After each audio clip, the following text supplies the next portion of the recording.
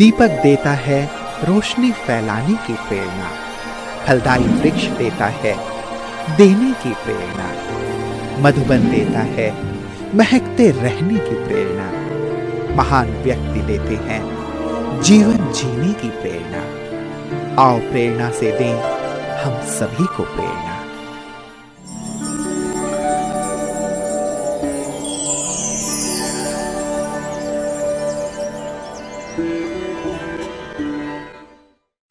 पाथर्डी महाराष्ट्र राज्य के अहमदनगर जिले में स्थित एक नगर है। पाथर्डी ब्रह्मा कुमारी ईश्वरीय विश्वविद्यालय की मुख्य संचालिका हैं ब्रह्मा कुमारी सुवर्णा दीदी जी। आपका जन्म 1975 में अहिल्या नगर में हुआ। बचपन से ही आपकी पढ़ाई, खेलकूद आदि में विशेष रुचि थी। आप सत्यता, पवित्रता, मधुरता, दया आदि दिव्य गुणों से भरपूर आत्मा है।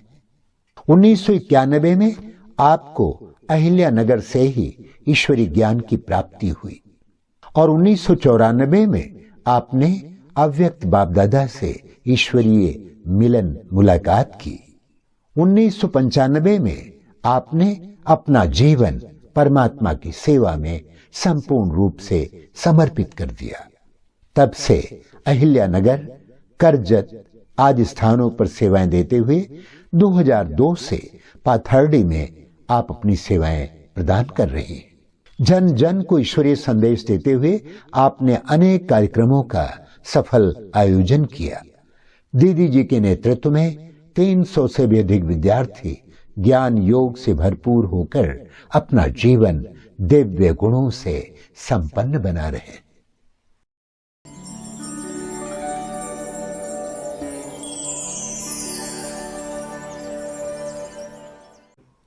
ओम शांति। मेरा जन्म स्थान अहमदनगर, जो आज का अहिल्या नगर है। बचपन तो बहुत खुशहाली से बीतता है। लौकिक में हम 4 बहनें हैं और 4 बहनों में सबसे छोटी मैं ही हूँ और इसलिए थोड़ा नटखट, थोड़ा हट्टी स्वभाव था मेरा। जो कुछ चाहिए वो मुझे लेना ही है, ऐसा मेरा एक नेचर ही था। और बचपन से लेकर माता पिता के पास हमेशा एक संकल्प रहता था कि ये तो मेरा बेटा है, सबसे छोटी है, ये मेरा बेटा है और ये हमारे पास ही रहेगी। माता पिता के मन में हमेशा ये रहता था कि हम इसे अपने पास ही रखेंगे, तो घर जमाई करा के हम इसे अपने पास रखेंगे। इस प्रकार से बचपन से ही माता पिता ने बेटे के रूप में ही पालना दी। घर में कोई लौकिक कार्य आदि करना, ये तो मैं इतना नहीं जानती थी, लेकिन बाहर में जो भी कार्य करना है, जैसे लाइट बिल भरना है या गैस की टाकी ले आना है, सब्जी ले आना है, किराना दुकान से कोई किराना खरीद लेना है, माना जो जो बाहर के कार्य है, बैंक का कार्य है, तो बचपन से लेकर मुझे याद है उस हिसाब से मैं 8 साल की थी, तब से माता जी मुझे बैंक में भेजती थी और मैं बैंक में जाकर कहती थी, अंकल ये फॉर्म भरा है मैंने, राइट है या देख लो आप। तो इस प्रकार से, तो इतनी कम आयु से ही बाहर का कार्य तो पिताजी हमेशा कहते थे ये मेरा बेटा है और इसे घर में नहीं रखना है, इसे बाहर की सारी दुनिया देखनी है, समझनी है और अपने पैरों पर खड़ा होना है। जब मैं छोटी थी तब मेरे मन में बार बार ये संकल्प चलता था मुझे क्या बनना है। हर कोई मुझसे ये पूछते भी थे कि आप इतनी लाडली हो, आपके पिताजी आपको क्या बनाने वाले हैं, माना मैं बड़ी होकर क्या बनने वाली हूँ। तो मेरा तो पहला संकल्प था कि मैं वकील बनूँ। बचपन से हम छोटे बच्चे जब थे तब मैं कोर्ट, वकील ये सब बातें करती थी, मुझे बहुत पसंद आती थी। और मेरे अंदर में बचपन से ही मेरे सामने कुछ अन्याय हो रहा है, कोई झूठ बोल रहा है, जो भी गलत बातें सामने होती थी वो मेरे मन को कभी भाती नहीं थी। हर कोई मुझे डांटता था कि आपको क्या पड़ी है, चुप बैठना था, आपने क्यों बीच में बोला, आपने क्यों ऐसे किया। लेकिन मेरा एक नेचर ही था बचपन का, ये बहुत कड़ा नेचर था कि अगर कुछ गलत हो रहा है और मैं चुप बैठूं, ये मैं सहन नहीं कर पाती थी। इसलिए मुझे लगता था मैं वकील बन जाऊं। लेकिन जैसा जैसा समय बदलता गया और मैं ज्ञान में आई तो मेरा लक्ष्य ही चेंज हो गया और फिर टीचर बनने का ख्याल आया। लौकिक में हमारे लौकिक मामा जी ज्ञान में थे और हमें ज्ञान में लाने के निमित्त भी मामा जी ही बने। एक बार घर में थोड़ा सा लड़ाई झगड़ा हुआ और हमारी लौकिक माता जी रूठ कर मामा के पास चली गई थी और हम छोटी होने के कारण मम्मी के साथ मामा के घर चले गए। मामा के जब घर गए तो वहाँ पर मामा की छोटी छोटी जो और भी बच्चियाँ हैं उनके साथ हम खेलते थे। तो मामा ने उस समय शिलू दीदी की कैसेट लगाई थी, वो था राजयोग शिविर की कैसेट। लेकिन जब मैं 8वीं कक्षा में थी उस समय शिलू दीदी अपने अहमदनगर सेंटर में सेवार्थ आए थे और शिलू दीदी का एक क्लास, जनरल क्लास रखा था अहमदनगर के सभागृह में। यशवंतराव चौहान सभागृह है, वहाँ पर उनका क्लास रखा था। तो पहली बार हमने सामने से दीदी का क्लास सुना, शिलू दीदी का। और उस क्लास में शिलू दीदी सुना रहे थे कि आप तो भगवान को देवघर में रखते हो, देवारे में रखते हो, जो घर के कॉर्नर में है, लेकिन हम तो भगवान को अपने दिल में रखते हैं। और उस छोटी सी आयु में 8वीं कक्षा में पढ़ रही थी मैं, वो बात मेरे दिल को बहुत भा गई। और उसके बाद मेरे मन में बार बार संकल्प आता था कि मामा जिस आश्रम में जाते हैं उस आश्रम में मुझे भी जाना है। फिर भी मुझे माता जी ने कभी भेजा नहीं मामा के साथ। लेकिन 91 में जब मैं 10वीं कक्षा में थी, उस समय एक नवरात्रि का सीजन चल रहा था, हर तरफ भक्ति का माहौल बहुत अच्छा था। और उस समय में लकीली मामा ने ऐसे ही कहा कि आप आए हो, मैं सेंटर जा रहा हूँ, आप आओगी? और मैंने तो हाँ ही कह दिया और मैं मामा के साथ चली गई। वो था नुमा शाम के योग का समय। और योग के बाद फिर हमने पहली बार अपने अहमदनगर की दीदी जी, राजेश्वरी दीदी जी को देखा सामने संदली पर बैठे हुए। आज भी मैं वो पहला दिन याद करती हूँ कि बहुत अच्छा सा एक म्यूज़िक बज रहा था, साइलेंट साउंड, बहुत शांति थी उस वायुमंडल में और रेड लाइट लगी हुई थी और सभी भाई बहनें बिना आवाज़ किए साइलेंस में आकर सभी बैठ रहे थे। और योग में दीदी सभी के पास देख रही थी, सभी को देख रही थी। अभी हम समझ रहे, वो दृष्टि दे रही थी। लेकिन वो वातावरण मुझे बहुत भा गया। और उसके बाद हमने दीदी से अष्ट शक्तियों का क्लास सुना। नवरात्रि में हर दिन दीदी एक एक शक्ति पर क्लास करा रहे थे। और वो क्लास कराने के बाद मामा ने मुझे दीदी से मिलाया, कहा कि ये मेरी बहन की बेटी है और इसका कोर्स कराना है। तो नेक्स्ट डे दीदी ने कहा कि आप शाम को ऐसे योग के समय आ जाना, क्लास के पश्चात आपका कोर्स शुरू हो जाएगा। इस प्रकार से 91 में जब मैं 10वीं कक्षा में पढ़ रही थी तो 91 में ज्ञान की शुरुआत हो गई। और नए नए जब मैं ज्ञान सुनती थी तो उस आयु में मुझे जनरल नॉलेज का बहुत शौक था और पढ़ भी रहे थे तो साइंस क्या है जानना, अध्यात्म क्या है जानना, अलग अलग किताबें पढ़ना, ये मेरी हॉबी थी उस समय। उसमें भी खास करके विज्ञान की ओर मेरा झुकाव थोड़ा जास्ती था।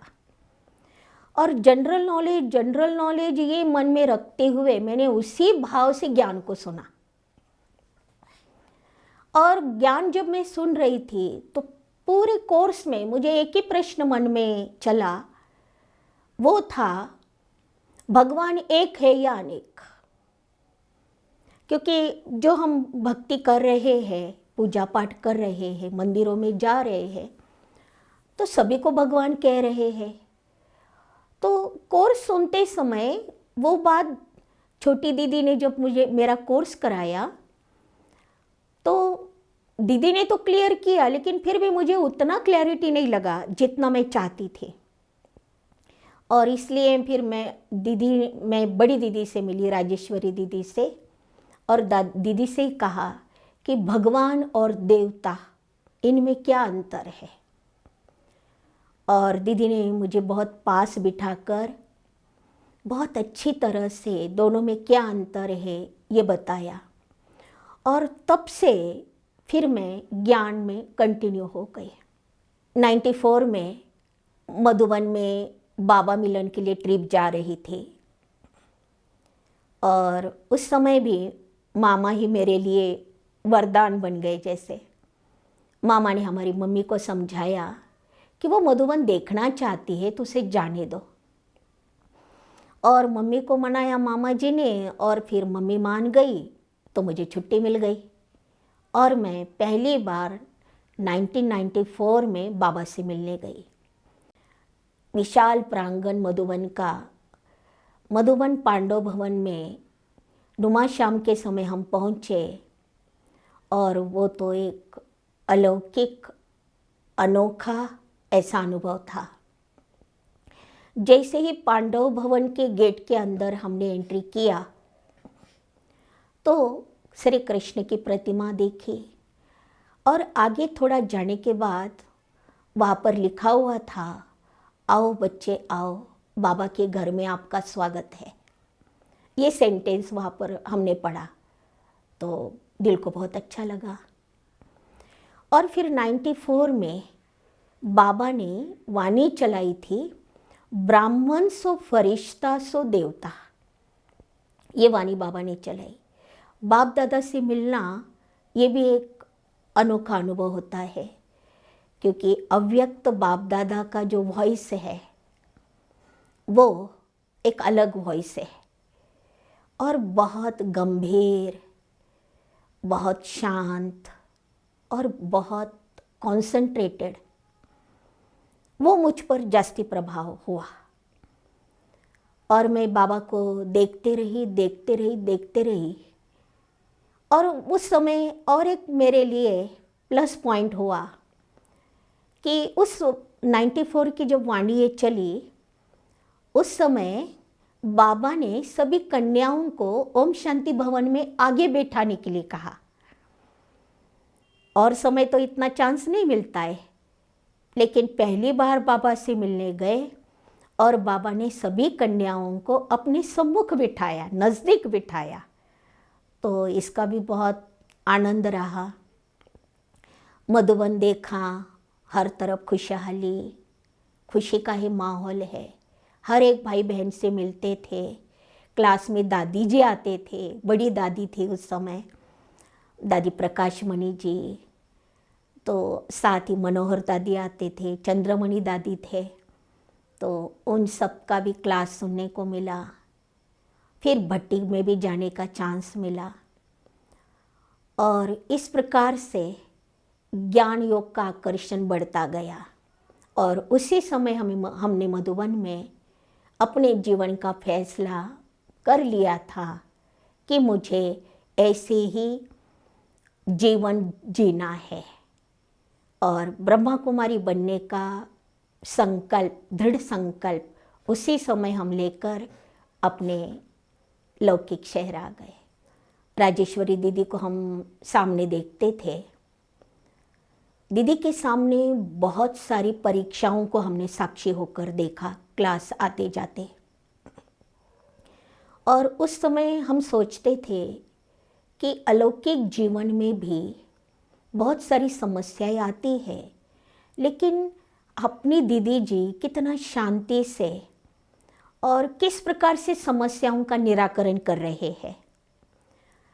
दीदी उस समय ब्रह्मा भोजन भी बनाती थी।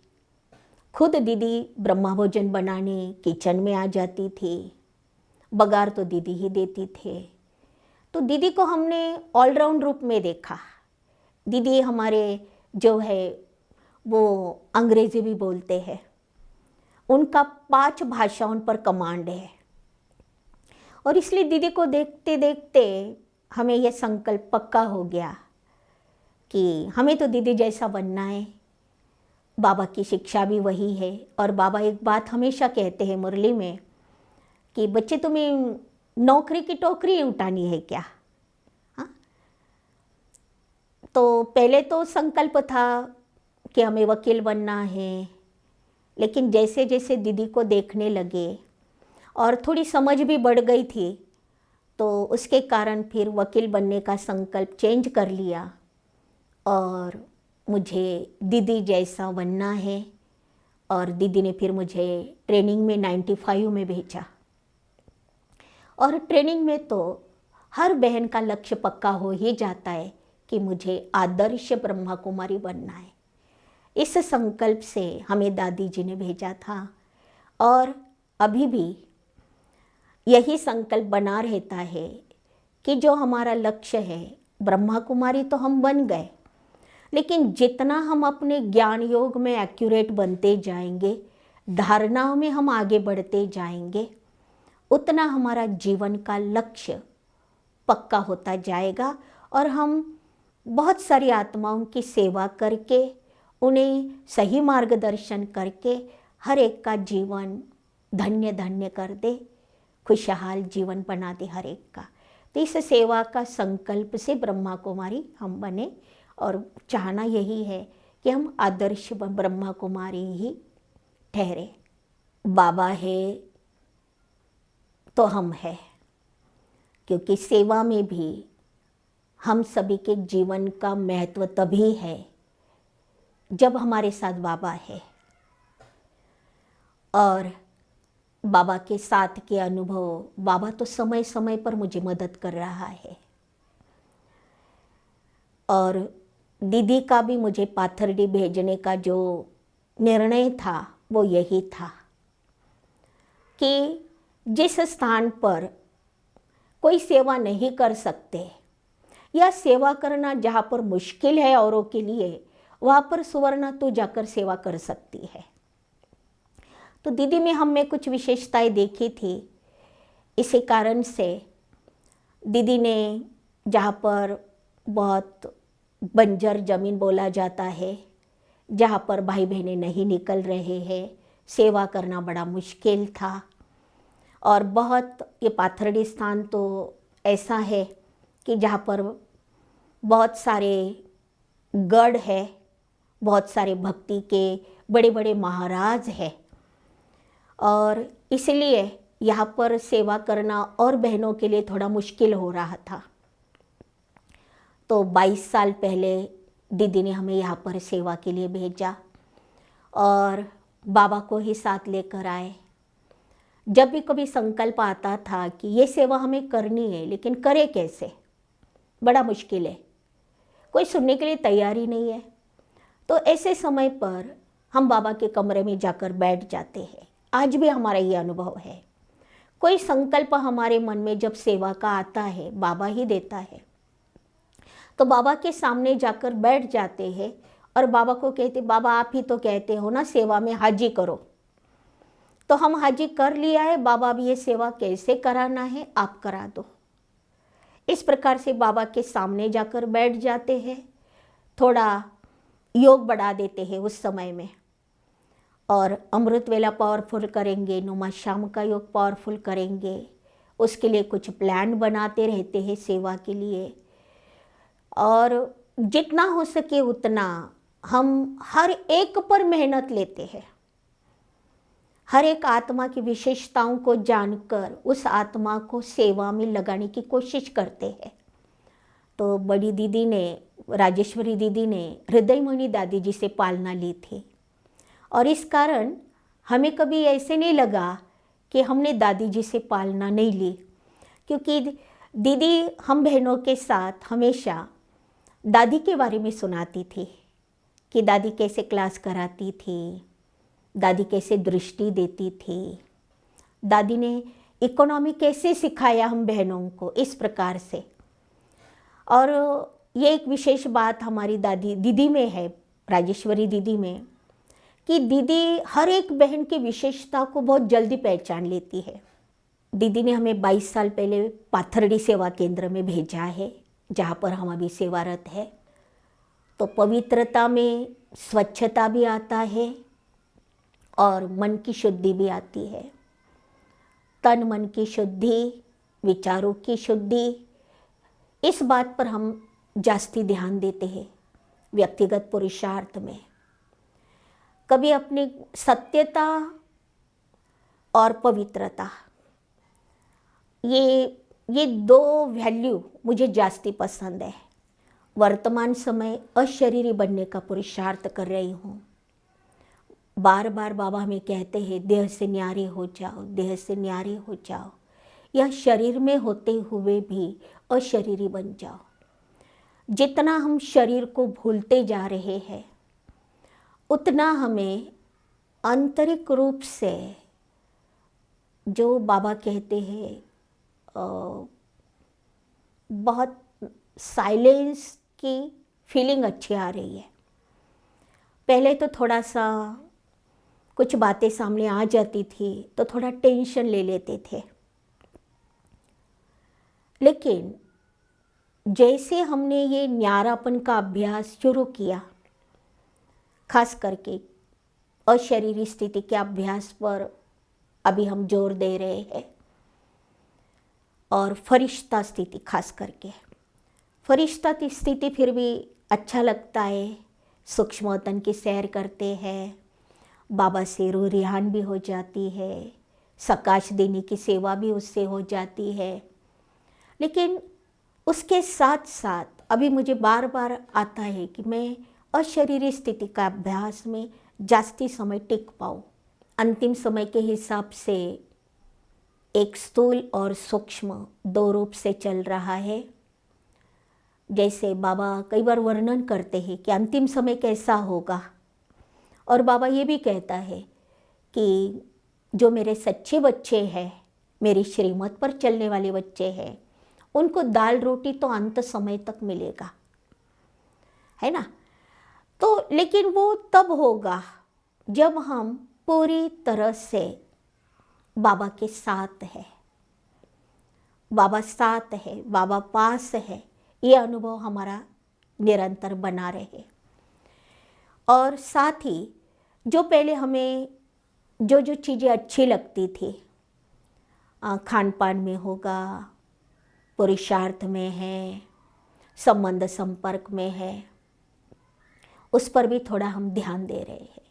ब्राह्मण भाई बहनों के लिए तो मैं यही कहूँगी कि भले हम गृहस्थ में रह रहे हैं, भाई बहनें गृहस्थ व्यवहार में रह रहे हैं, लेकिन है तो बाबा के पक्के बच्चे। और इस कारण अंतिम समय को सामने देखते हुए जो समाज की लोकलाज है, कुल मर्यादाओं की बातें है, ये तो संभालना है ही, लेकिन ये हम याद रखें कि बाबा ही हमारा सच्चा आधार है, बाकी सभी आधार तो छूटने वाले हैं। इस कारण बाबा जो कहते हैं प्योरिटी पर फोकस देवे, और जो हमारी दिनचर्या है उस दिनचर्या को भाई बहनें अगर एक्यूरेट बना लेते हैं श्रीमत प्रमाण, तो पुरुषार्थ में बहुत आगे बढ़ सकते हैं।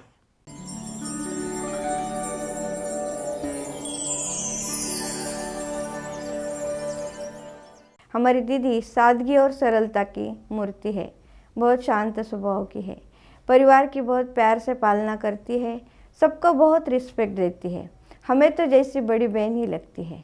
उनका एक गुण बहुत अच्छा है, जैसे कि वो विस्तार में ज़्यादा नहीं जाना चाहती, सिर्फ बिंदी लगा दो, संकल्प मत चलाओ व्यर्थ, ऐसा बोलती है। हमें उनसे प्रेरणा मिलती है कि ज़्यादा व्यर्थ में नहीं जाना, वो गुण हमें बहुत अच्छा लगता है।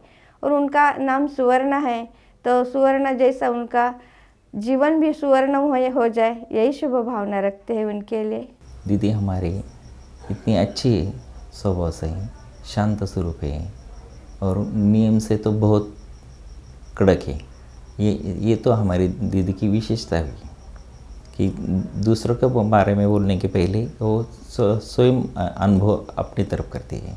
हमारे सेंटर की सुवर्णा दीदी हमें बहुत प्यार से हमें चलाती है, बहुत प्यार करती है।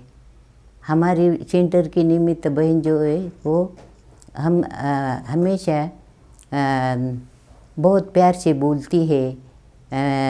उनका बोलना इतना मीठा लगता है, उनकी मीठी वाणी, मीठा बोलना बहुत पसंद आता है। हमारे दीदी का नाम सुवर्णा है। वो हमें सोने जैसा ही हम आत्माओं को चमकाती है। हमारे दीदी के बारे में बताना है तो क्या बताऊँ। हमारे दीदी हमें ऐसा लगता है कि वो ऑलराउंडर का पार्ट ही बजाती है। कोई भी सेवा हो, मेडिकल विंग्स की हो, कृषि विभाग की हो, एजुकेशन विंग्स की हो, व्यसन मुक्ति हो, हर सेवा में वो हाजी का पार्ट बजाती है और हर सेवा अच्छी से अच्छी इतनी सफलता से करती है कि जो सुनने वाला है वो बहुत प्रभावित होता है और वो बाबा का ही बन जाता है। हमने मम्मा बाबा को तो साकार में नहीं देखा, पर हमारे दीदी को जो देखते हैं और जो मम्मा बाबा का हमने जो सुना है पालना के बारे में, वो दीदी से हमें महसूस होता है कि हम उसी में ही मम्मा बाबा को देखते हैं। सुवर्णा दीदी के अंदर भाषण करने की कला है, ऑरली क्लास कराना ये भी उनके अंदर कला है, और स्टेज डेकोरेशन करना ये भी उनके अंदर कला है। ये सब चीज़ें जो विशेषता है उनके अंदर वो धारण करने की जीवन में कोशिश कर रही हूँ। सुवर्णा बहन जी का अनुभव ऐसा आया है, उनकी पढ़ाई, उनका मुरली वाचन इतना सुंदर होता है कि हमें बहुत प्रसन्नता मिलती है। उनका आचार विचार व्यवहार परिपूर्ण है, इतना संपन्न है, उनका सब कुछ गुण अच्छे हैं। ये गुण कितने हैं? उनकी सच्चाई, सादगी, सफाई, उनका व्यवहार परफेक्ट है।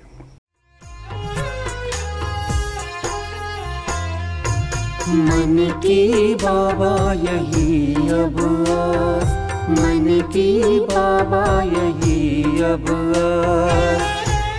हर पल रहूं बाबा तेरे ही पास। मन की बाबा यही अब आस, मन की बाबा यही अब आस।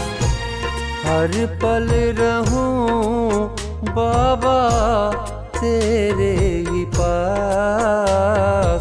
मन की बाबा यही अब आस, मन की बाबा यही अब आस।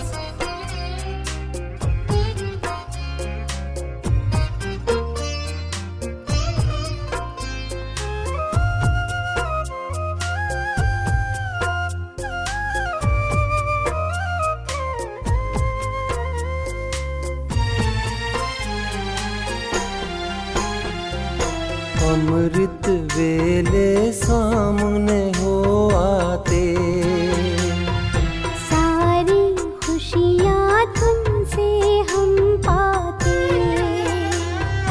अमृत वेले सामने हो आते,